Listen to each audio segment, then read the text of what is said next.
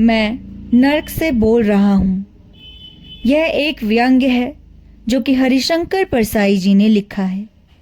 वो कहते हैं, हे पत्थर पूजने वालों, तुम्हें जिंदा आदमी की बात सुनने का अभ्यास नहीं, इसलिए मैं मरकर बोल रहा हूँ। मैं नर्क से बोल रहा हूँ। जीवित अवस्था में तुम जिसकी ओर आंख उठाकर नहीं देखते, उसकी सड़ी लाश के पीछे जुलूस बनाकर चलते हो। जिंदगी भर तुम जिससे नफरत करते रहे, उसकी कब्र पर चिराग जलाने जाते हो। मरते वक्त तक तुमने चुल्लू भर पानी नहीं दिया, उसकी हाड़ गंगा जली ले जाते हो।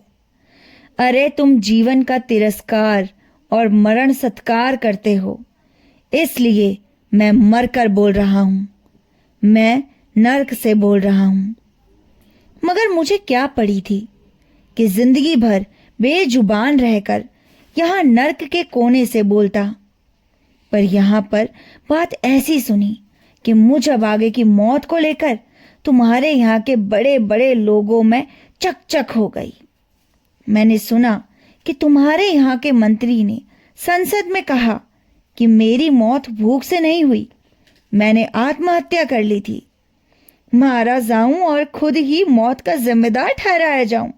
वाह, भूख से मरूं और भूख को मेरे मरने का श्रेय ना मिले।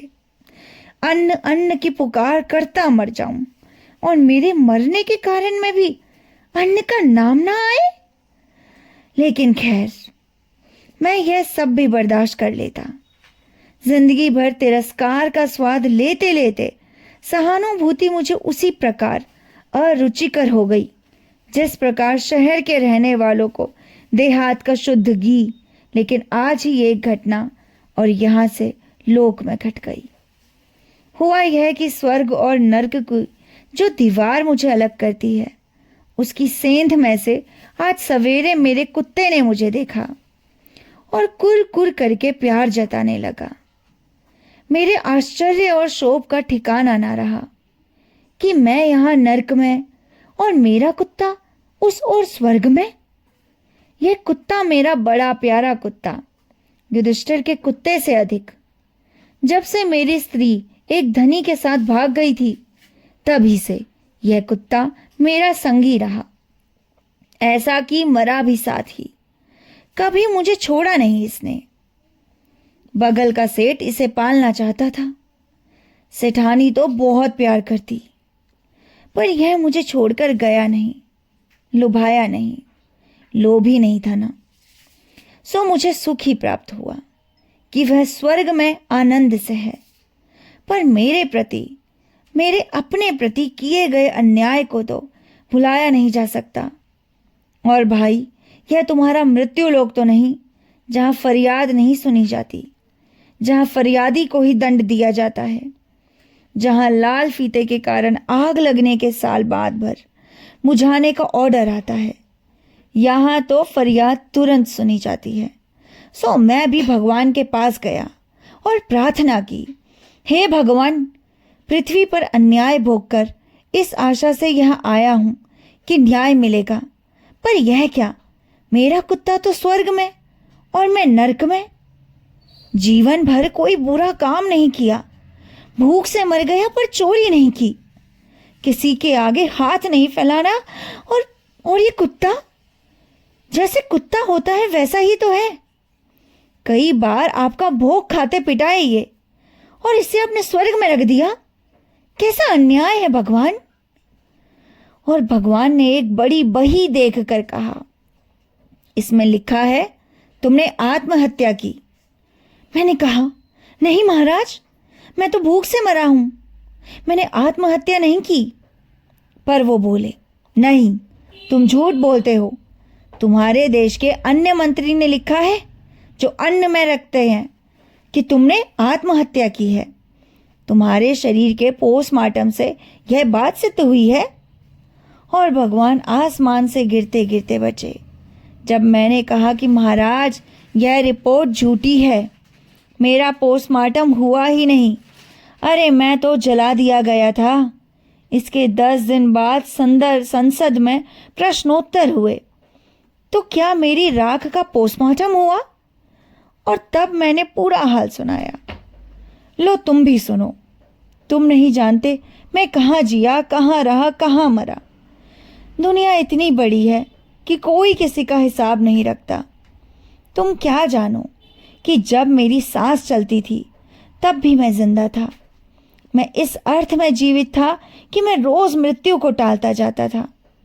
वास्तव में तो मैं जन्म के पश्चात एक क्षण ही जीवित रहा और दूसरे क्षण से मेरी मौत शुरू हो गई।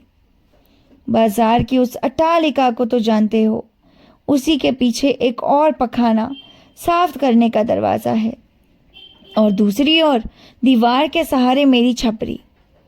अट्टालिका का मालिक मेरी छपड़ी तोड़कर वहां अपना पखाना बनाना चाहता था। अगर मैं मर ना जाता तो गरीब आदमी की झोपड़ी पर अमीर के पखाने की विजय भी आंखों से देखता। बस यही झोपड़ी में रहा। मेरे पास अन्न ही अन्न था। दीवार के उस पार से जो चूहे आते थे वो दिन प्रतिदिन मोटे होते जाते।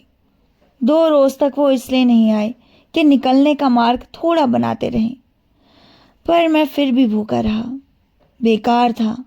अनाज 10 रुपए सेर था, इसलिए तो मेरे लिए मौत सस्ती थी। आखिर मेरी मौत भी आई। जिस दिन आई उस दिन अट्टालिका के उस पार वाले रईस के लड़के की शादी थी। बड़ा अमीर था, सारा गांव जानता था।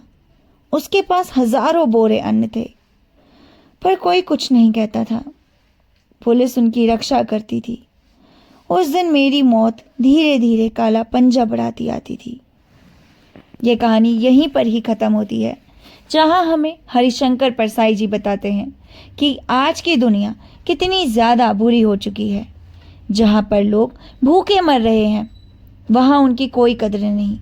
जहां पर लोग सच का साथ देते हैं फिर भी उनका कोई योगदान, कोई सहयोग कुछ भी नहीं माना जाता।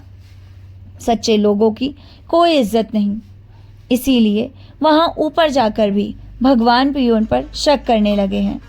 आपको हमारी कहानी कैसी लगी हमें लिखकर ज़रूर बताएं। आप हमारे दूसरे चैनल पर भी विजिट कर सकते हैं, जिसे मैंने अपने साथ ही टैग किया हुआ है। आपको हमारी कहानी अच्छी लगती है तो हमारे चैनल को सब्सक्राइब, हमारी वीडियो को लाइक और कमेंट करके ज़रूर बताएं कि अगला उपन्यास किसके ऊपर लिखा जाए या किसके उपन्यास को पढ़ा जाए। तब तक के लिए धन्यवाद।